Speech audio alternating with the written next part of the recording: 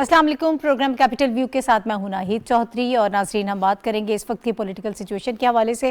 पहले बड़ी बेचैनी और इस किस्म की खबरें आ रही थी कि मालूम नहीं हो रहा था कि अगले लम्हे में क्या होने वाला है। अब चीज़ें जो हैं काफ़ी स्मूथ हो गई हैं और एक ट्रांजिशन भी हो गई है। अब नई हुकूमत बन चुकी है और इस वक्त वज़ीर आज़म शहबाज शरीफ साहब जो हैं वो बड़ी तेज़ी से अब काम भी कर रहे हैं, कुछ इनिशिएटिव्स भी ले रहे हैं।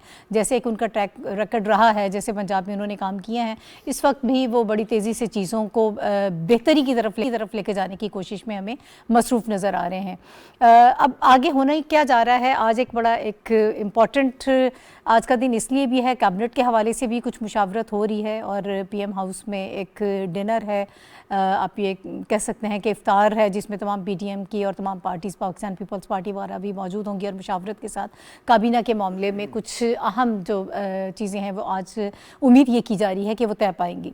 इसके अलावा कल का होने वाला इलेक्शन बहुत अहम है। पंजाब के हवाले से मैं बात कर रही हूँ, वज़ीर आला का जो वहाँ का इलेक्शन है वो भी बहुत अहम चीज़ है, उस पर भी हम बात करेंगे कि अब सिचुएशन किस तरह से आगे बढ़ रही है, किस तरह से अब हमें वहाँ किसका पलड़ा ज़्यादा भारी हमें नज़र आता है। वज़ीर आला कौन बनेगा, हमज़ा शहबाज होंगे या फिर काफ लीग जो है वो इसमें कामयाब हो पाएगी, परवेज़ इलाही साहब, इस पर भी हम बात करेंगे। और इसके अलावा स्पीकर का कल इलेक्शन होने जा रहा है। एक तो नो कॉन्फिडेंस होगा डिप्टी स्पीकर का और उसके अलावा राजा परवेज़ अशरफ साहब का जो है नाम वो उसको कर लिया गया है नामजद और वो स्पीकर होंगे। जो 123 लोग पाकिस्तान तहरीक-ए-इंसाफ के जिनके इस्तीफ़े जो हैं वो आ चुके हैं, अब उसकी कानूनी हैसियत क्या होगी, स्पीकर के पास वो उसको किस तरह से उसको देखेंगे अपनी अथॉरिटी के हिसाब से, क्या वाकई वो मंजूर कर लिए जाएंगे और अगर वो मंजूर हो जाते हैं तो फिर क्या इस पर ज़िमनी इलेक्शन आगे जो है वो एक बहुत बड़ा मरहला होगा, इसको क्या हुकूमत आराम से तय कर लेगी, क्या हमारा इलेक्शन कमीशन जो है वो उसके लिए तैयार है। और अगर उसके बाद सूबाई असम्बली से भी इस्तीफ़े दे दिए जाते हैं तो वो भी फिर एक बड़ा क्योस जो है वो बज़ाहिर महसूस होगा। इन तमाम हवालों से भी बात करेंगे। डीजी ISPR की कल की जो प्रेस कॉन्फ्रेंस है वो बहुत अहम थी। इस तमाम सिनेरियो में जो पाकिस्तान तहरीक-ए-इंसाफ की तरफ से नैरेटिव सामने आ रहा था कि बैरूनी साजिश हुई है इस सारे मामले में और उसके तहत साबिका वज़ीर आज़म इमरान खान साहब जो हैं उनको निकाला गया है। अमेरिका के हवाले से वो बात भी कर रहे हैं और लोग उनके इस नैरेटिव को बाय भी कर रहे हैं। बहुत बड़ी तादाद में लोग उनके साथ बाहर भी निकले हैं। क्या ये जो प्रेस कॉन्फ्रेंस है, अब वो बयानिया जो है क्या वो ख़त्म हो जाएगा, क्या अब उसको वो तब्दील करेंगे उस बयानिया को, उस पर भी हम बात करेंगे। और मुझे प्रोग्राम में ज्वाइन कर रहे हैं शहजाद रज़ा, बहुत शुक्रिया शहजाद आपका प्रोग्राम में हमें वक्त देने के लिए। और इसके अलावा हाफिज़ ताहिर खलील साहब भी हमारे साथ मौजूद हैं, सीनियर जर्नलिस्ट हैं। सर आपका भी बहुत शुक्रिया। इससे पहले कि मैं हाफिज़ साहब की तरफ जाऊं और हम आगाज़ करें हमारी आज के डिस्कशन का, एक और बड़ी अहम और अफसोसनाक ख़बर जो है वो आप देख भी रहे होंगे अपनी टीवी स्क्रीन्स पर कि बिल्किस ईदी साहिबा जो हैं वो बीमार थी और उनका इंतकाल हो गया है। वज़ीर आज़म साहब ने भी अफसोस का इजहार किया है और ये एक बड़ी सोगवार किस्म की ख़बर है। ईदी साहब के हवाले से आप जानते हैं और उनके साथ जब बिल्किस ईदी साहिबा का नाम लें तो उतना ही एहतराम जो है वो पाकिस्तानी कौम उनके लिए भी अपने दिलों में रखती है। बहुत बड़ी शख्सियत आज वो दुनिया से रुखसत हो गई हैं, उनके लिए भी जो है जज्बात इस वक्त जो है वो हम ये चाहते हैं कि पेश करें और बहुत अफसोस जो है इस वक्त हमें उनके हवाले से भी है। अभी मैं हाफिज़ साहब की तरफ जाऊंगी। हाफिज़ साहब, हम ज़रा थोड़ा सा पॉलिटिकल सिचुएशन के हवाले से बात का आगाज़ कर लेते हैं कि इस वक्त जो सारा सिनेरियो हमें नज़र आ रहा है। डीजी ISPR की अगर हम प्रेस कॉन्फ्रेंस से स्टार्ट कर लें जो कल हुई है, लेकिन वो बहुत अहम रही और उसकी गूंज हम सुनते रहे कि तमाम प्रोग्राम्स में भी उसके हवाले से बात हुई और अभी तक उस पर बात हो रही है कि जो इमरान खान साहब का जो बयानिया था, क्या वो आप ये समझते हैं कि वो उसका तोड़ थी?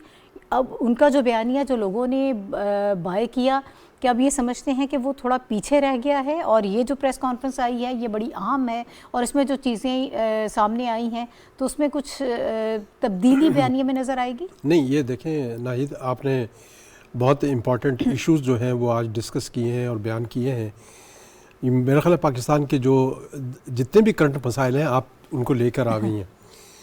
और फैसल की वालदा बिल्किस ईदी के हवाले से उनके साथ हमारी बड़ी यादें हैं और ईदी साहब को अगर तवानाई बख्शी है उनके काम के सिलसिले में तो ये यकीनन ये खातून बिल्किस ईदी की उनके पुष्पानी करती रही। और मैंने देखा है उन्होंने इनवाइट किया था मुझे एक दफ़ा बच्चों के अपना गहवारा में, तो उसमें छोटे छोटे बच्चों को खुद नहला रही थी, खुद खिला रही थी।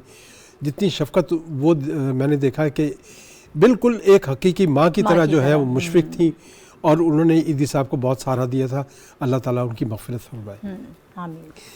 बाकी जहाँ तक DG ISPR की प्रेस कॉन्फ्रेंस है, उसने बहुत सी अफवाहों का, बहुत सी क़यास आराइयों का अज़ाला किया, बहुत से हक़ाइक़ मंज़र आम पर आए, और हमें मुस्तक़बिल के हवाले से भी पेशबंदी हो गई। जिस तरह से क़यास आराइयाँ यहाँ चलती रहीं, कोई मार्शल लॉ की कैफियत हो रही है, जमहूरियत लपेटी जा रही है, इस हवाले से देखें ये बड़ा खुशकुन लम्हा था कि एक ऐसे मौके पर ये प्रेस कॉन्फ्रेंस आई जब मुल्क में एक बहरानी कैफियत थी जी। और मुल्क जो है एक बहुत बड़ी बहरानी कैफियत से निकल के बाहर की तरफ आ रहा था। ये जिस तरह से ये एक ट्रांजिशनल पीरियड है, इस पीरियड में यकीनन छोटी छोटी बातें जो हैं बड़ी अफवाहें बन जाती हैं, और हम छोटी छोटी बातों को लेकर एक ऐसा एक मलम्मा साजी करते हैं कि वो मुआशरे के सारी नफ्सियात पे हावी हो जाती हैं।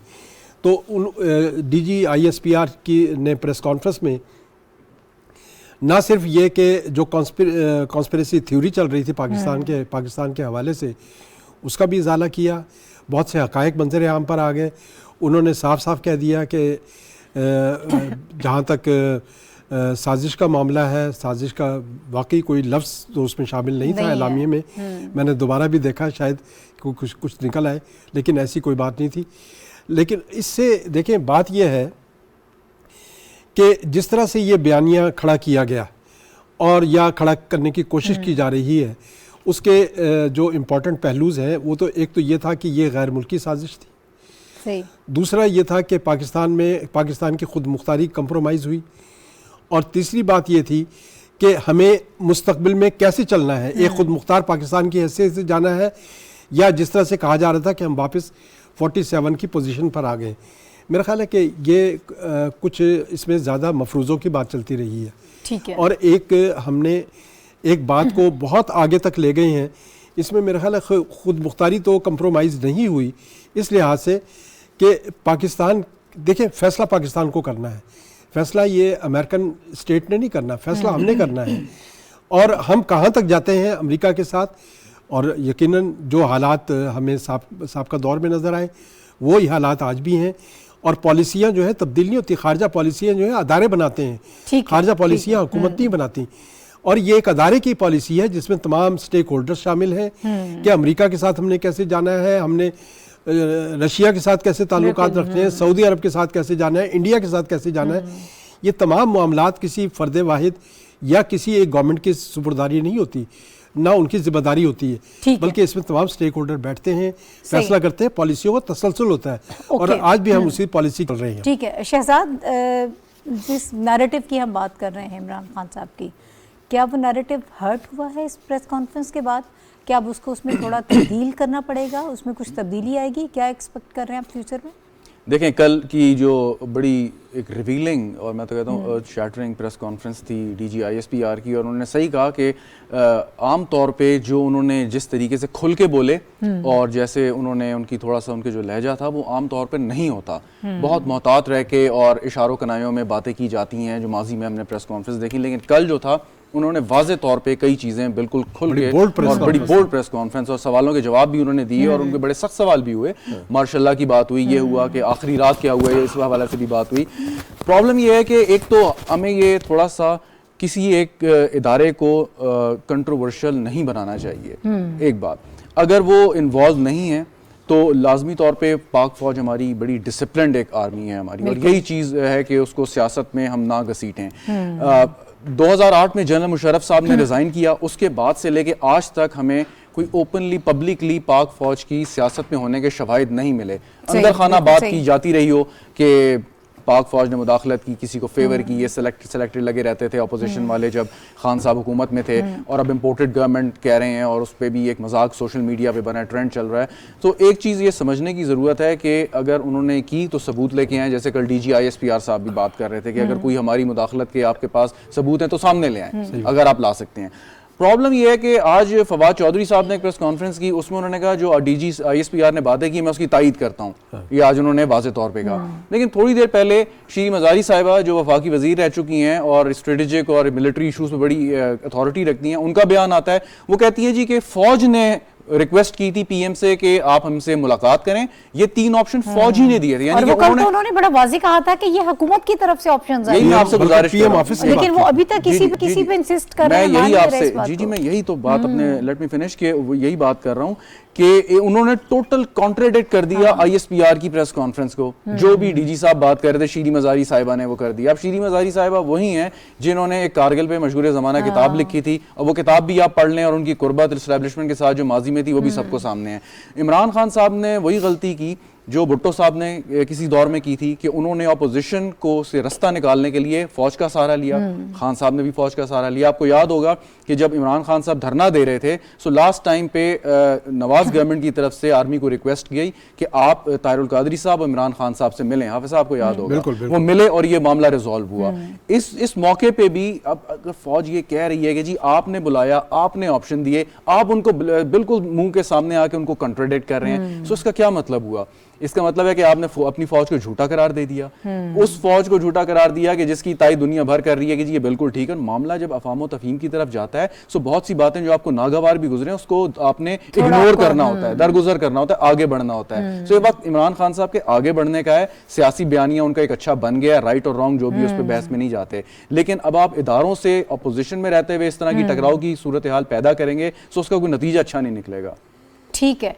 अच्छा सर, कल पंजाब में होने वाले जो जरा थोड़ा सा वज़ीर आला के इलेक्शन है उसके हवाले से बात ये बड़ा इंटरेस्टिंग इलेक्शन होगा। नहीं, ये इस लिहाज से बड़ा इंटरेस्टिंग इलेक्शन है कि इसमें दोनों उम्मीदवार जो है बड़े तगड़े उम्मीदवार हैं और दोनों ही कामयाबी के दावे कर रहे हैं। बहरहाल ये तो अब इलेक्शन ही बताएगा कि उसमें कामयाबी, एक फरीक की कामयाबी होगी, एक फरीक की नाकामी होगी। लेकिन बज़ाहिर ये एक ऐसा इलेक्शन है जिसमें अभी तक दोनों जो है वो तकरीबन विन विन पोजीशन में है कि कुछ कोई यकीनी सी बात नहीं कही जा सकती कि हमजा ही जीतेंगे या परवेज़ इलाही ही जीतेंगे, क्योंकि दावे दोनों की तरफ से हो रहे हैं। और ये नहीं है कि बंदे नहीं है, बंदे दोनों के पास हैं और दोनों अपने अपने बंदे जो है वो पूरे रखे हुए, छुपा के रखे हुए। क्योंकि मैंने भी मेरी भी हमजा उनसे बात हुई है, फिर चौधरी परवेज़ इलाही से बात हुई है। वो कहते हैं कि हमारे बंदे पूरे हैं, लेकिन एक ने तो हारना है, एक ने जीतना है। ये लेकिन तो अब ये फैसला इलेक्शन, ये तो फैसला कल इलेक्शन के जरिए होगा। फिजा क्या कहती है? आपको क्या सब महसूस हो रहा है कि एक तासुर होता है, जितना मर्जी आप छुपा लें लेकिन बहुत सारी चीजें, लेकिन उसमें जो है ना, अब देखिए इंटरेस्टिंग रोल जो है वो आ गया डिप्टी स्पीकर के पास। पहले डिप्टी स्पीकर के पास ये रोल नहीं था। अब चूंकि कोर्ट ने एक फैसला दे दिया है, जजमेंट दे दी है कि डिप्टी स्पीकर ही इसको प्रिजाइड करेगा और वही कंडक्ट कराएगा इलेक्शन को। उसमें डिप्टी स्पीकर की रूलिंग्स क्या आती हैं, ये बड़ी मैटर करती हैं बातें, छोटी छोटी बातें। मतलब ये है कि और वो जिनकी रुकनियत मंसूख की गई थी स्पीकर साहब की तरफ से, पहले मुअत्तल की गई थी नून लीग के, अभी तो कोर्ट ने यही कहा है ना कि कोर्ट ने यही कहा है कि उन सबको वोट का हक दिया जाए, जो मुअत्तल अरकान है उनको कि वोट वो अपना डालें, उससे नहीं रोक सकते आप। बिल्कुल, अगर ये आ जाती है तो फिर इसमें जाहिर है कि एक फरीक जो है वो तो शिकस्त खाएगा। अब देखना ये है कि कौन सा फरीक है, लेकिन अभी मेरा ख्याल है ये मुनासिब नहीं होगा। इसमें एक चीज़ नाहिद अगर मैं ऐड करूं, हाफिज साहब तो बहुत सीनियर है हमसे और अरसे से ये ख़ास तौर पे पंजाब के सियासतदानों की जो पॉलिटिकल गिमिक्स होती हैं उन पर इनकी गहरी नज़र है। नो डाउट जो गुजरात के का चौधरी ख़ानदान है उसकी सियासी हलकों में अदरवाइज़ बहुत इज्जत भी है। उनकी कोनामश सियासतदान हैं, उनकी विजडम को, सियासी विजडम को लोग तस्लीम करते हैं, उनके मुखालफिन भी करते हैं। यही वजह है कि जब आसिफ जरदारी साहब ने काफ लीग को कातिल लीग कहा और उन्हीं आसिफ जरदारी साहब ने परवेज़ इलाही साहब को डेप्यूटी प्राइम मिनिस्टर तक का ओहदा दिया, तो ये एक सियासी सूझबूझ, और कहा करते थे काफ लीग खत्म हो गई, लेकिन उन्होंने किसी न किसी तरह अपने आप को कायम रखा। और अब बावजूद इसके कि वो एक माइनॉरिटी पार्टी हैं पंजाब असेंबली में, फिर भी चीफ मिनिस्टर के उम्मीदवार हैं। लेकिन प्रॉब्लम है क्या है? प्रॉब्लम यह है कि जब परवेज़ इलाही साहब के बकौल अपोजिशन तमाम तर चीज़ें सेटल हो गई और अपोजिशन ने कहा कि हम आपको वजारत आला देते हैं, उसका उम्मीदवार बनाते हैं, और उसके बाद उन्होंने कोई फ़ैसला किया और वो चले गए और कहा कि नून लीग के साथ कोई उनका इतना अच्छा मतलब वो नहीं रहा और कि उन्होंने माजी में उन्होंने धोखे दिए जिस वजह से उनको सोचने पर मजबूर हुआ। लेकिन आप एक और चीज़ देखें कि आज से पहले लोगों ने कभी ये बात नहीं की थी कि चौधरी परवेज इलाही साहब और चौधरी शुजात हुसैन साहब कोई दो अलग लोग हैं सियासी तौर पे। हमेशा उनको सियासी तौर पे एक एंटिटी के तौर पे लोग जानते भी थे, तस्लीम भी करते थे। और नो डाउट कि शुजात साहब की बहुत रिस्पेक्ट है और परवेज इलाही साहब भी उनकी बहुत रिस्पेक्ट करते हैं, उन्हें सेहत कामला अता फरमाए अल्लाह। पॉइंट इस के इस मौके पे ऐसा महसूस हुआ कि जमात के साथ साथ शायद खानदान के अंदर भी एक दरार आ गई, और ये परवेज इलाही साहब और शुजात साहब की वजह से नहीं, शायद उनके बच्चों की वजह से आई। अब मुनस इलाही साहब का जो भी किरदार है, मैं उसमें नहीं जाना चाहता कि उन्होंने सही सियासी तौर पे फैसला किया, स्ट्रेटजी भी तो हो सकती है, स्ट्रेटजी हो सकती है। लेकिन सर एक बात मैं सिर्फ करना ये चाह रहा हूँ कि उस दिन आपके तारिक बशीर चीमा साहब और सालिक साहब उन्होंने उनके खिलाफ वोट डाला, सालिक साहब ने वोट नहीं डाला, लेकिन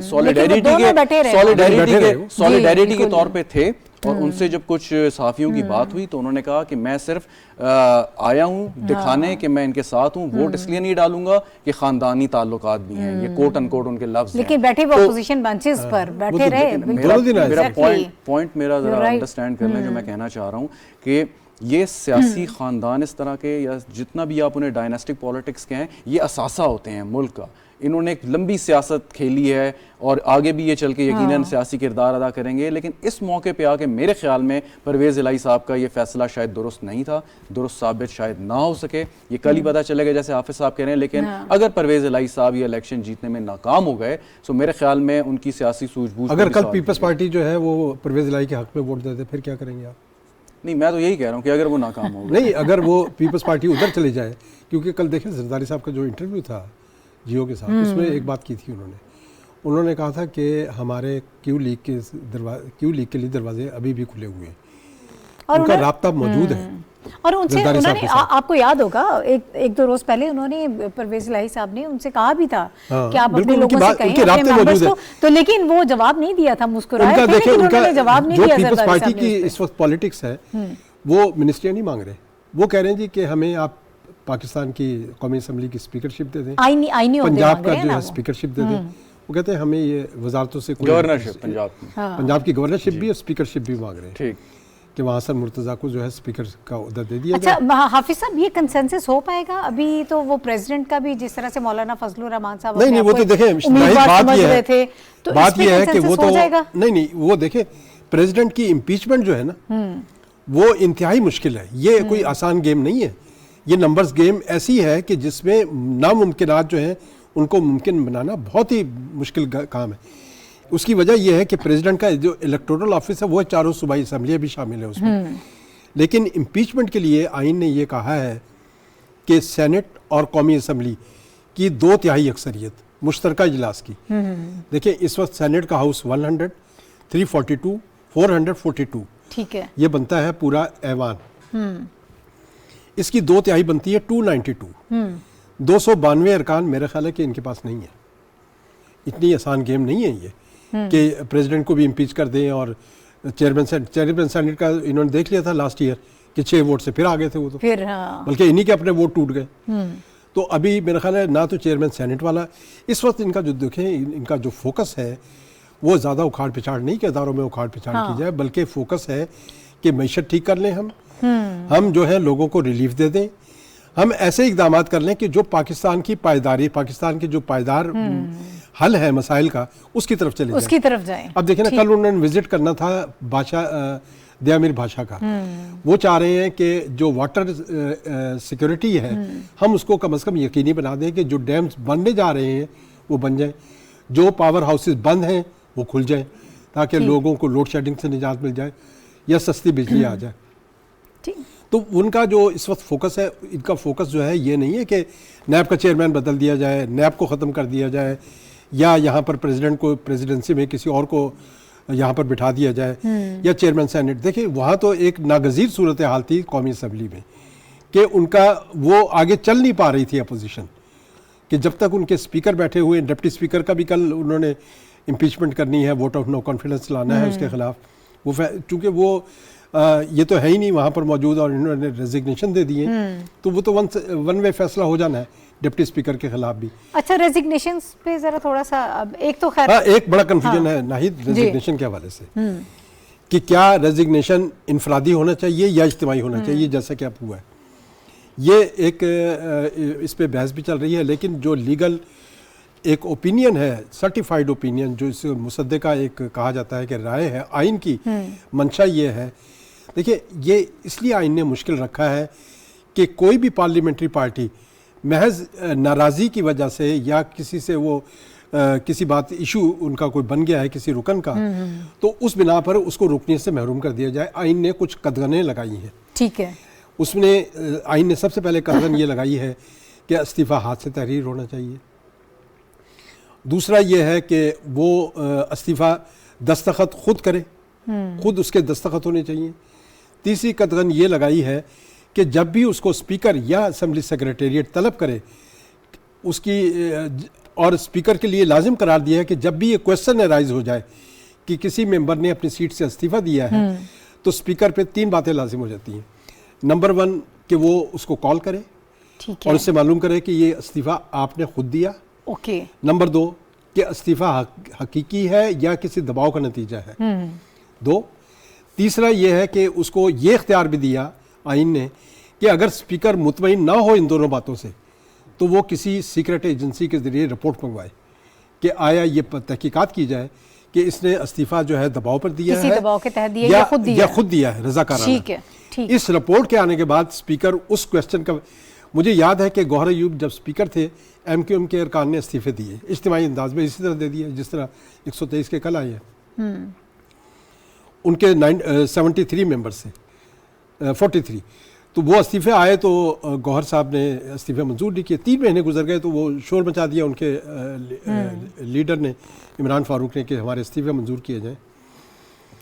उसने फिर गौहर अयूब ने कहा कि ये क्वेश्चन कि जब इस्तीफ़े आ गए मेरे पास, इसका फ़ैसला करना मेरा काम है, इसका फ़ैसला करना आपका काम नहीं है कि आपका काम मुकम्मल हो गया, आपने इस्तीफ़ा दे दिया। अब मैं डिटरमिन करूँगा कि इस्तीफ़ा सही है या गलत है, क्योंकि आप ये कह रहे हैं पार्टी ने दिया है ये इस्तीफ़ा, ये हम मंजूर नहीं करेंगे। नहीं हुआ इस्तीफ़ा मंजूर। ठीक। शहजाद, आपकी क्या राय है इसके ऊपर? एक तो ये है कि इस्तीफों के हवाले से जो एक पूरा प्रोसेस बता रहे हैं, अब आगे क्या करना, आगे क्या होगा इसका?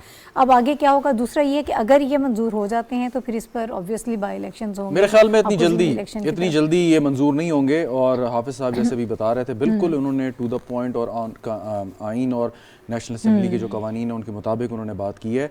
अभी इलेक्शन कमीशन ऑफ पाकिस्तान का भी एक फोरम है, और correct me if I am wrong Hafiz sahab, अगर इलेक्शन कमीशन ऑफ पाकिस्तान ये समझे कि ये इस्तीफे जो हैं ये दुरुस्त नहीं है, और सबसे बड़ी बात जो नहीं, वहाँ पे कोई वो भी जा सकता है जिसका नाम शामिल किया, उन्हें बुला सकता है, या खुद जाएगा जी कि मैंने इस्तीफा ही नहीं दिया। जी बिल्कुल। और उसको इसमें शामिल देखें ना, ही 2 मेंबर्स ऐसे हैं जो इस लिस्ट में शामिल थे। 125 की लिस्ट है ये। 2 मेंबरों ने कहा जी हमने तो इस्तीफा दिया ही नहीं। तो आप ये कहते हैं कि विड्रॉ करना पड़ेगा। और भी बहुत से लोग ऐसे हो सकते हैं, और भी हो सकते हैं। इलेक्शन चीफ इलेक्शन कमीशन ये वापस भी भिजवा सकते हैं। और दूसरी बात ये कि ये बात बिल्कुल सही है कि हैंड रिटन, और जहाँ तक हमारी इत्तलात हैं कि वो एक परफॉर्मा दिया गया PTI के तमाम जो मेंबर कौमी असेंबली हैं, निकाल के दिखा और हमारे पास भी है, और वो उस पर सिर्फ उनके दस्तखत लिए गए। अब वो ज़बरदस्ती लिए गए, उनको फोर्स किया गया, या उन्होंने अपनी रजामंदी से दिए, एक अलग बहस है। लेकिन क्योंकि वो प्रोसीजर फॉलो नहीं हुआ, हाथ से तहरीर नहीं है। और ये भी बात बिल्कुल दुरुस्त है कि स्पीकर इंडिविजुअली कॉल करके और इन पर्सन उन्हें बुला के ये बिल्कुल सवाल कर सकते हैं जो भी आइंदा स्पीकर मुंतखब होंगे कि जी आपने दिए या नहीं दिए। सो एक तो ये कि इसमें इम्कान ये है कि कई लोग ये बात कह सकते हैं कि जी स्पीकर हमने अपनी मंशा से ये नहीं दिए, उनके इस्तीफे वहीं पे मुस्तरद हो जाएंगे और दोबारा से ये चैप्टर क्लोज नहीं हुआ। अब लेकिन एक बात और हकीकत पे मबनी है कि पाकिस्तान की तारीख में आज तक इतनी बड़ी तादाद में ज़िमनी इंतखाबात नहीं हुए। ऑलमोस्ट ये जो आम इंतखाबात के बराबर ही आप समझ लीजिए कि आधी असेंबली आपकी नहीं बैठी। अगर इतनी नशस्तों पे 100 के करीब नशस्तों पे ये होते हैं तो ये बड़ा मुश्किल टास्क इस मौके पे है कि अब से 7 माह बाद जो इलेक्शन कमीशन खुद कह चुका है कि हम 7 माह बाद या साल बाद या 1.5 साल बाद हमने जनरल इलेक्शन में जाना है। सो आप समझे कि एक इलेक्शन की कॉस्ट जो है उससे आधी कॉस्ट हम अब खर्च करेंगे। ये फाइनेंशियल से बात कर रहा हूँ। फिर उसकी एक एडमिनिस्ट्रेटिव कॉस्ट है, उसमें कौन आएगा, क्या PTI उन इलेक्शन का हिस्सा बनेगी या नहीं बनेगी, क्योंकि वो तो कह चुके हैं कि जी असेंबली जो है इधर बैठने के हम रवादार ही नहीं है। अगर लेकिन एक और देखिए ये बातें शहजाद आपको याद होगा 2014 में जब धरना हुआ है उस वक्त भी इस्तीफे दिए थे जी बिल्कुल, और मंजूर, ठीक है, और वो आ गए सरदार अयाज सादिक। बड़ी इंटरेस्टिंग सूरत हाल थी। तो नहीं, अभी भी हम रोजाना पूछते थे अयाज साहब के पास जाके कि सर वो इस्तीफे के क्या बने, सर वो कहेंगे मैं बुला रहा हूँ, वो आ नहीं रहे। हाफिज साहब, सर एक चीज है ना, वो सिचुएशन और थी ना, अब तो आप हुकूमत से गए हैं, अब जज्बात और हैं, तब मुख्तलिफ थे। लेकिन कानून देखें, नाहिद, कानून और आइन वही अपनी जगह पर चलें मौजूद है। सर, एक फर्ज कर लेते हैं ना, 123 लोग हैं, 23 लोग कह देते हैं कि अच्छा ठीक है ये हम नहीं देना चाहते इस्तीफे, 100 तो फिर भी है ना, तो अगर 100 के मंजूर हो जाते हैं तो फिर आगे सिचुएशन क्या होगी? एक मुश्किल काम होगा, जैसे शहजाद इसकी तरफ इशारा कर रहे हैं कि 7 महीने तक तो आपके इलेक्शन कमीशन ने कहा कि हम तैयार नहीं हैं, टाइम लेकिन लगेगा। उसको 60 डेज में तो ये इलेक्शन कराना पड़ेंगे, ये तो आइन का ये तकाजा इलेक्शन है। ये आपको करवाने ये करवाना पड़ेगा, ये आइनी तकाजा है, मंजूरी के बाद। और इसका देखिए, इसको ये के इलेक्शन बाद एकदम नहीं खबर है कि ये होता, बार-बार मंजूरी इस के पे बाद है ना, इंसिस्ट कर रहे हैं कि मंजूरी के नोटिफाई हो बाद। जाएंगे। जी बिल्कुल, देखिए जब तक नोटिफाई नहीं होते तो ये सीट खाली नहीं ये है। टीए डीए भी ले सकते हैं बिल्कुल कि जी हम वो यहाँ पर पहले भी उन्होंने लिए थे, इस्लामाबाद आए अब आप इसको रिलेट कर सकते हैं नहीं, धरनों के वो साथ, तो- वो पहले भी सारा इसमें एक पॉइंट जो हाफिज साहब की बात को आगे मैं बढ़ाता हूँ, वो ये कि आपको याद है कि जब तहरीक अदम एतमाद पेश हुई तो उस वक्त स्पीकर साहब ने या हुकूमत ने कुछ ताखीरी हरबे इस्तेमाल किए और बार बार अपोजिशन कह रही थी कि ये करें और इसको ठीक करें, फौरी तौर पे करें, और फिर उसको वो डिले करते गए, आगे लेते गए, और अब जो पीटीआई जो साबका हुकूमत जमात, वो ये कहती है कि इस्तीफों के मामले में ताखीर ना की जाए। अब हुकूमत के पास या स्पीकर के पास इतने ऑप्शंस जिनका जिक्र हाफिज साहब ने किया है, वो चाहें तो ये 6 महीने लटका सकते हैं। कहते जी हम इंटेलिजेंस एजेंसी की रिपोर्ट का इंतजार कर रहे हैं, ये इस्तीफे दिए गए हैं या नहीं दिए गए, अंडर क्वेश्चन दिए गए हैं, जबरदस्ती लिए गए हैं, सियासत को इन्होंने गलत अपना इस्तेमाल किया। देखिए एक एक बंदों से स्टेटमेंट लेना है उन्होंने। जी बिल्कुल, स्पीकर ने बुलाना है उसको, 100 लोगों क्या आप बताएं, आप अपने वकील को भेजें और साथ आर्गुमेंट दें कि क्यों दिया इस्तीफा आपने। एग्जैक्टली। तो एक बंदा अगर एक दिन में भुगतेगा तो 100 दिन तो आप दस्तखत कर दिए तो मंजूर हो गया। 123 दिन तो आप निकाल देंगे, इंडिविजुअल आपने वो करना है। और फिर ये कि स्पीकर की सही बिल्कुल कह रहे हैं, हुकूमत चाहे तो उनको कई माह डिले कर सकती है सारे प्रोसेस को, और अल्टीमेटली लेकिन आप जाएंगे आम इंतखाबात में इतनी बड़ी तादाद में, कम से कम मैं जिम्नी होते हुए नहीं देख रहा। ठीक है, अच्छा एक और बड़ा अहम इशू है सर, फॉरेन फंडिंग केस के हवाले से मैंने बात की थी कि अब ये भी इलेक्शन कमीशन को बता दिया इस्लामाबाद हाई कोर्ट ने, अब डेली बेसिस पे होगा, 1 महीने के अंदर इसका फैसला होगा। ये किस तरह से पीटीआई को हर्ट करेगा, डैमेज करेगा, क्या इस वक्त इसको हम कंट्रोल करते, इसको हम कवरेज करते रहे हैं फॉरेन फंडिंग केस की। 2014 से ये 2014 से चल रहा है ये केस, और उसके बाद एक सिक्योरिटी कमेटी बनाई है इलेक्शन कमीशन ने, और उस सिक्योरिटी कमेटी ने तमाम जो है वो इनका ऑडिट किया। अब ऑडिट के बाद जो है जो रिपोर्ट्स हैं वो एक्सचेंज भी हो गई हैं दोनों पार्टियों को, मतलब पीटीआई की रिपोर्ट जो है वो चली गई है फर्रुख हबीब वगैरह, वो अकबर एस बाबर के पास, और अकबर एस बाबर ने जो क्लेम किए थे वो भी फर्रुख हबीब के हवाले कर दिए। अब उनके जवाबात का इंतज़ार है, उसके बाद जो है उसकी हियरिंग को आगे बढ़ाया जाएगा। अगर फॉरेन फंडिंग केस साबित हो जाता है तो फिर देखिए उसमें उसके रिपरकशन कुछ और है, उसमें पीटीआई का अपना वजूद जो है ख़तरे में पड़ सकता है, और पॉलिटिकल पार्टीज़ को ज़िंदा रहना चाहिए। पॉलिटिकल पार्टीज़ जो है वो पाकिस्तान की जमहूरियत का असासा होती हैं, लेकिन ये मामलात अगर कानूनी मामलात की तरफ जाएं तो ये केस जो है काफ़ी मजबूत है उसके पीटीआई के ख़िलाफ़। ख़ुद पीटीआई इकरार कर रही है कि हमारी फॉरेन फंडिंग हुई है, लेकिन और अभी रिसेंटली जो लास्ट उसमें आर्गूमेंट दिए थे कि अगर सिखों ने हमें पैसे दिए हैं तो सिख पाकिस्तान की कम्युनिटी का हिस्सा है, और अगर बाहर में बैठे हुए सिख हैं तो वो भी पाकिस्तानी कम्युनिटी का हिस्सा है, तो वो फंडिंग कर सकते हैं। अभी तो ये आर्गूमेंट चल रहे थे, लेकिन एक बात थी कि फॉरेन फंडिंग हुई है, सिर्फ इन्हीं की नहीं हुई, पीपल्स पार्टी की भी हुई है और दूसरी पार्टी दीगर जमातों में भी है, दीगर जमातों में भी है। ये इस कानून को अगर उसकी रूह के मुताबिक उस पर अमल किया जाए तो ये काम जो करती रही पॉलिटिकल पार्टीज़, ये नहीं होना चाहिए था। देखिए आइन ने बड़े वाज़ेह अंदाज में लिखा कि कोई सियासी जमात गैर मुल्की फ़ंड नहीं लेगी। ये गैर मुल्की फ़ंड सिर्फ वो समझते हैं कि इन्हें जो है कोई स्टेट ऑफिस पैसा दे दे बाहर से। अब बाहर की जो दीगर नेशनल्स हैं वो अगर पैसा फंडिंग देते हैं तो वो भी तो गैर मुल्की फंडिंग में आता है। या वहाँ पर अगर कोई कंपनी बना के आप वहाँ पर पैसा जमा करते हैं और उस कंपनी के ज़रिए पाकिस्तान में फंडिंग होती है तो ये भी बहरहाल फॉरेन फंडिंग है। क्या आपने एक पैसा जो है दूसरे तरीके से, बिल्कुल, यानी इसके खतरनाक नताइज हो सकते हैं और ये फैसला जो है योर ओपिनियन। हाफिज साहब बिल्कुल दुरुस्त बात कर रहे हैं, इसके नताइज हो सकते हैं, लेकिन इसमें देखें, इस स्टेज पे पाकिस्तान तहरीक इंसाफ के खिलाफ किसी भी किस्म का कोई भी फैसला आएगा वो समझा जाएगा वो कहीं और से आ रहा है। फौरी तौर पे जो इशारा किया जाएगा वो आप देख लीजिए, जो ट्रेंड चल रहे हैं, जो लैंग्वेज इस्तेमाल हो रही है, जो जलसे में उन जुलूसों में उनके नारे लगाए जा रहे हैं। सो अगर इस पे कोई फैसला आता है तो उंगलियां किसी और तरफ उठेंगी कि जो इस वक्त हम देख रहे हैं, जो उस मुतामिल नहीं है इस चीज को हम इसको माहौल फेस करने के, और ना कि यही होना चाहिए। हाफिज ताहिर खलील साहब को यकीनन याद होगा कि सुप्रीम कोर्ट का एक फ़ैसला है जिसमें वाज़े तौर पर यह लिखा है कि पाकिस्तान की जो सियासी जमातें हैं वो अपना अस्करी विंग भी चलाती रही हैं, और उसमें कई सियासी जमातों का उसमें जिक्र है, नाम है, यहाँ पे मुनासिब नहीं है लेना, लेकिन ये काम सियासी जमातें गलत करती रही हैं और बहुत से गलत काम यहाँ पर होते रहे हैं। अब अगर उसकी बुनियाद पर उन सियासी जमातों को आप कालदम करार दे दें, भुट्टो साहब ने कोशिश करके देखी, लेकिन सियासी जमात का मतलब ये नहीं है कि आप लोगों को जो है वो फांसी पे चढ़ा दें, जेलों में डाल दें। एक जमात आप खत्म करते हैं, पाकिस्तान में कितनी कालदम जमातें, देखिए सियासी जमातें इंटीग्रेशन की अलामत होती हैं, और नुसरत भुट्टो केस में सुप्रीम कोर्ट का फैसला है कि सियासी जमातें जमहूरियत की रूह हैं, और अगर एक सियासी जमात को, पीटीआई को आप बैन करते हैं, वो टीटीआई के नाम से आ जाएगी, तो ये कोई इसका हल नहीं है। हल इसका सिर्फ और सिर्फ ये है कि सियासी जमातें खुद थोड़ा सा ये समझें, अपने आप को डिसिप्लिन करें, आप इलेक्शन करवाएं, क्योंकि अमेरिका की डेमोक्रेसी हम क्यों कहते हैं मजबूत है, क्योंकि उनका सियासी निज़ाम इतना, यानी कि पार्टी का टिकट लेना इतना मुश्किल है सदर के लिए जितना इलेक्शन जीतना उससे ज़्यादा आसान होगा।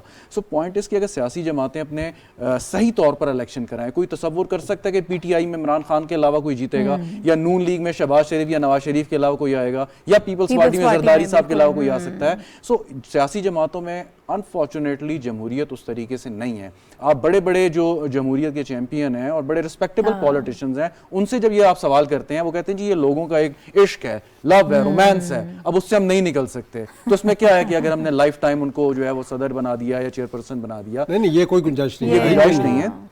आप मौका दें, जरूर दें, अगर और कुछ नहीं तो इतना मौका जरूर दें कि कोई आपके मुकाबले में इलेक्शन लड़े और बात करे, बेशक वो हार जाए। तो सियासी जमातों के अंदर जब तक जमहूरियत नहीं आएगी, और यही डायलेमा मेरे ख्याल में इस वक्त पीटीआई का भी चल रहा है, और ये तमाम सियासी जमातों का पाकिस्तान नहीं, ये तो देखिए ना, ये असल में हमारी सियासत में जो मौरूसियत आई, और फिर दूसरा ये था कि जो इसमें नामजदगियों का सिलसिला शुरू हुआ, उसने जो पॉलिटिकल पार्टीज़ की जो असल रूह थी वो ख़त्म होती गई आहिस्ता आहिस्ता। अभी रिसेंटली देखें, जब तहरीक इंसाफ, और होता यही है कि जो भी रूलिंग पार्टी होती है वो अपनी जो उसकी ऑर्गेनाइजेशनल कैपेसिटी होती है उसको भूल जाती है, और फिर उसके बाद चंद लोगों की किचन कैबिनेट बन जाती है, कोर कमेटी बन जाती है, पार्टी एग्जीक्यूटिव पीछे रह जाती है। अब ये जो 4.25 साल है, इसमें सिवाय 3 मीटिंग्स के जो एग्जीक्यूटिव के हुए, मुझे बता दें कि पीटीआई ने कितनी एग्जीक्यूटिव की मीटिंग कर ली, अच्छा फैसले किए, पूरे केपी के पंजाब में नए अहदेदार लेके आए। आइन ने ये लिखा, पॉलिटिकल पार्टीज़ एक्ट में के ज़रिए ये लिखा गया कि अगर पार्टी लीडर किसी अपने ऑफिस बेरर को निकालेगा या उसको सस्पेंड करेगा तो उसे शो कॉज नोटिस देगा, लेकिन यहाँ पे तस्वुर ही नहीं है पार्टी के अंदर जमहूरियत का। एक पॉइंट से फाइट कर लूँ सर, उसमें ये जब बात कर रहे हैं सियासी जमातों में, जमात इस्लामी, उससे लाख आपके नज़रियाती इख्तलाफात हों, लेकिन आप देखें कि उन्होंने अपनी लीडरशिप को कैसे चेंज किया। मियां तुफैल, प्रोफेसर गफूर,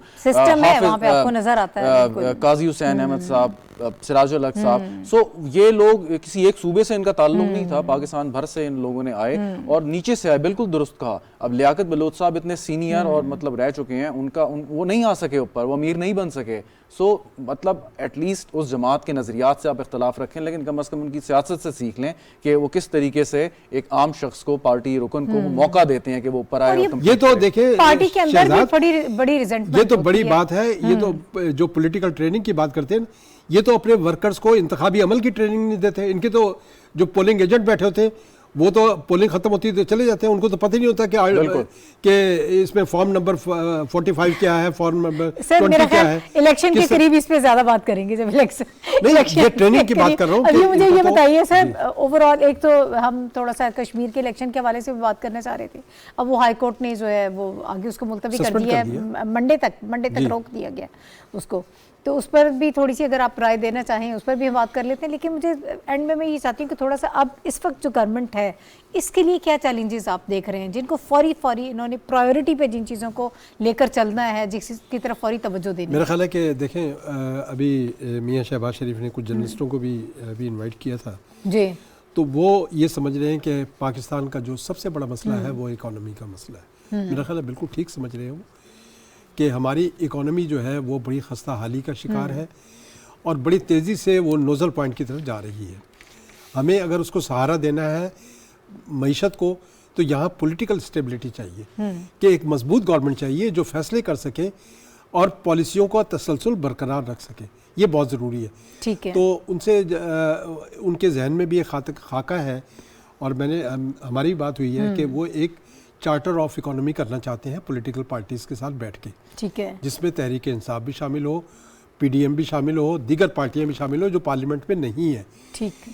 ये तमाम पॉलिटिकल पार्टीज़ जो हैं वो, और यही पॉलिटिकल पार्टीज़ नहीं बल्कि स्टेक होल्डर्स भी, कि मीडिया भी एक बड़ा स्टेक होल्डर बन गया है आज, जुडिशरी के लोगों को भी बिठाया जाए और इसी तरह जो दीगर अदारे हैं वो भी बैठे ताकि एक नेशनल कंसेंसस पैदा हो पाकिस्तान की इकोनॉमी के हवाले से और पायदार पॉलिसियाँ बन सके कि कोई हुकूमत आए कोई हुकूमत जाए, पॉलिसियाँ मुआशी पॉलिसियाँ चलती रहे, वो चलती रहे। बिल्कुल, हाँ। अगर ये चार्टर ऑफ इकोनॉमी बन जाता है तो मेरा ख्याल है कि ये एक बहुत बड़ी कामयाबी होगी इस गवर्नमेंट की भी, जो एक ट्रांजिशनल पीरियड पे है और एक बुरी मुद्दत के लिए आई है। ज़ाहिर है इसका काम जो है वो कोई इसने 5 साल के लिए तो नहीं आई, इसने इलेक्शन करवाने हैं, निगरान हुकूमत की तरफ जाना है आप। तो इस अरसे में अगर हम पाकिस्तान के लिए 2-4 मसले जो हैं बड़े उसकी हल की तरफ बढ़ जाएं तो ये बड़ी पेशकदमी होगी, बड़ी कामयाबी। लेकिन उसमें एक हाफिज साहब बात ये कि उस पॉइंट तक पहुंचना आजकल के माहौल में मुझे तो नहीं लगता कि अगर शहबाज शरीफ साहब कोई शहद की नहर भी खोद के निकाल देंगे तो पाकिस्तान तहरीक इंसाफ उसको कबूल नहीं करेगी किसी सूरत, जितना मर्जी अच्छे वो काम कर लें। और मेरे ख्याल में पीटीआई एक स्टेक होल्डर है सिस्टम में और जो उनकी एक पॉपुलैरिटी हम देख रहे हैं और आगे चल के भी वो एक अहम हिस्सा इस जमहूरियत का और इस पार्लियामान का रहेंगे, इसका कभी इम्कान मौजूद है। सो अगर पाकिस्तान तहरीक इंसाफ इस चीज़ को कबूल नहीं करेगी और अगर वो डिसरप्शन की तरफ जाते हैं तो मेरे ख्याल में मामला चलने ही नहीं लगा। इस वक्त मौका मेरे ख्याल में ये है कि ये जो सियासी जमातें हैं अपना आगे इलेक्शन लड़ना है वो मंशूर के मुताबिक लड़ें और इसी मैंडेट को लेके चलें कि जो सियासी जमात सबसे अच्छा ये प्लान दे कि वो मईशत को किस तरीके से हल कर सकती है, चाहे वो एक कोलिशन गवर्नमेंट की तरफ जाना चाहते हैं या बात करना चाहते हैं। लेकिन मेरे ख्याल में इलेक्शन से पहले चार्टर ऑफ इकोनॉमी होना पीडीएम के लेवल तक तो मैं मानता हूं कि हो जाएगा, लेकिन अगर आप तहरीक इंसाफ को या बाकी जमातों को इसमें देखना चाहते हैं मेरे ख्याल में बड़ा मुश्किल होगा ये। नहीं, लेकिन यह है कि देखिए अगर पार्लियामेंट का ये होता है पार्लियामेंट के फोरम के जरिए सारे काम, अगर आपका पार्लियामेंट का फोरम जो है वो एक मुतहर्रिक फोरम है और फ़आल है, फिर तो बड़े इम्कानात होते हैं कि आप इस मरहले पर जबकि पॉलिटिकल पार्टीज़ अपने मंशूर तैयार कर रही हैं वो अपने मंशूर में इस बात को शामिल करें कि पाकिस्तान के जो 4-5 बड़े मसले हैं उनके लिए इत्तफाक राय पैदा करने की कोशिश करेंगे। जी मुझे एक बात से बताएं, माजरत के साथ आई मैं एक सवाल और साथ कमेंट भी, वो ये कि आप जब कहते हैं कि जी ये हम डाकुओं के साथ नहीं बैठेंगे, सो आप मामलात को उस नहज पे ले जाते हैं कि आप तो एक दूसरे की शक्ल देखने और बात करने के रवादार नहीं है। आपको याद होगा ये कोई आपका देखें डेमोक्रेटिक एटीट्यूड नहीं है। मैं यही आपसे गुजारिश कर रहा हूं कि बावजूद आपको इसी माहौल में रहना है। देखिए ये जमीनी हकीकत है कि जब आपको एक घर के अंदर रहना है तो इसी माहौल में रहना है, मैं आपसे तो आपको एडजस्ट करना पड़ेगा। गुजारिश कर रहा हूं कि जो तब्दीली आएगी इस एटीट्यूड में, रवैयों की बात है, ये रवैया फिलहाल देखिए ये जो रवैये हैं ये मुल्क में शिद्दत पसंदी को फ़रोग़ दे रहे हैं, इंतहा पसंदी को फ़रोग़ दे रहे हैं कि जब लीडर जो है मेरिट में या यहाँ पर सरीना में आपस में दस्तो गरेबान होंगे तो आपका क्या ख्याल है जो गली कुचों में इनकी तंजीमें हैं वो तो यहाँ पे कलेशनकोफ निकाल लेंगे। लेकिन एक तारीखी बात ये देखें कि अनफॉर्चुनेट बट कहा यह जाता है कि जिस पेन से जुल्फ़िकार अली भुट्टो साहब को फांसी का ऑर्डर दिया था सो हमारी एक बड़ी सियासी जमात के एक बड़े लीडर मतलब उनका नाम ना लेना जमात का, उन्होंने वो पेन ले लिया। या जिस गाड़ी में मतलब वो शहीद हो गए थे वो गाड़ी भी खड़ी रखी गई थी और कहा गया था कि ये हम इसलिए रख रहे हैं कि हमें याद रहे कि हमारे साथ क्या ज़्यादती हुई। वही दो सियासी जमातें आपस में इतनी करीब आ गई कि जिनका कोई तस्वुर नहीं कर सकता था। और अच्छी बात है, ये फ्यूचर में करना होगा, ये बहुत जरूरी है। पार्टी पीपल्स देखिए पार्टी अपनी और नून जनरेशन को लीग, ये नफरतें जो है जनरेशन को मुंतकिल नहीं करनी है। पीपल्स अच्छा पार्टी और नून लीग ने जिस तरीके से आपस में सियासी मुखालफत की, रहमान मलिक साहब मरहूम अल्लाह उन्हें जन्नत नसीब करे, उनका क्या किरदार रहा, या सैफुर रहमान साहब का क्या किरदार रहा, बावजूद उसके वो कितनी करीब हैं, लेकिन मेरे ख्याल में पाकिस्तान तहरीक इंसाफ ने अभी तक ये सबक नहीं सीखा, ये गलत बात लर्न नहीं किया। बिल्कुल। अब देखें वो शाह महमूद कुरैशी तकरीर कर रहे थे असेंबली में, आखिरी तकरीर जो थी उनकी, उसमें कह रहे थे कहेंगे जी कि देखिए यहाँ पर वो JUI बैठी हुई है जिसके लीडरों को यहाँ पीपल्स पार्टी वालों ने उठाकर जो है बाहर फेंकवा दिया था। बात यह है कि माजी को ना कुरेदें, आप माजी की गलतियां ना दोहराएं, आप आगे की तरफ जाएं। गलती करनी है तो नहीं गलती करेंगे आप, ताकि यह कि माजी को अगर माजी को लेकर चलेंगे तो आप जो है वो आगे नहीं बढ़ सकते। ठीक आपको है, यानी आपको लग रहा है अभी तक कोई लर्निंग नहीं हुई है, क्या पता इस सारे अब इस टाइम पीरियड में हो सकता है कि चीज़ें जो हैं जब आप हुकूमत से बाहर आते हैं तो शायद सोचने का ज़्यादा मौका मिलता है, तो हो सकता है कुछ बिहेवियर भी तब्दील। मेरा ख्याल है कि देखें ये बहुत खत्म हो रहा है, लास्ट कमेंट सर, ये ज़रूरी बहुत है, इसके बगैर आगे चल नहीं सकते ना आप। अगर हम देखें तहरीक इंसाफ इस वक्त जो है ये कहा जा रहा है कि सिस्टम का हिस्सा, लेकिन मैं समझता हूँ कि सिस्टम में मौजूद है।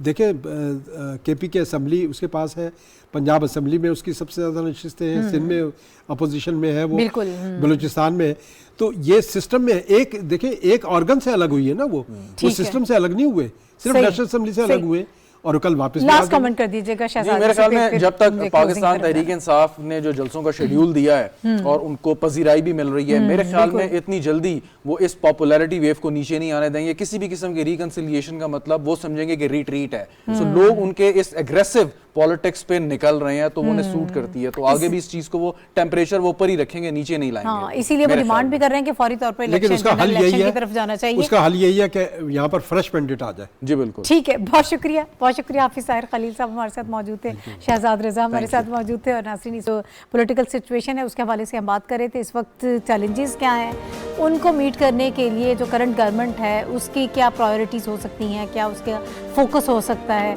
और बाकी जो सारी सियासी जमातें हैं उनका इसमें सारे में क्या किरदार हो सकता है, इस पर हम बात कर रहे थे। इजाज़त दीजिए, कल इंशाल्लाह दोबारा आपसे मुलाकात होगी। अल्लाह हाफ़िज़।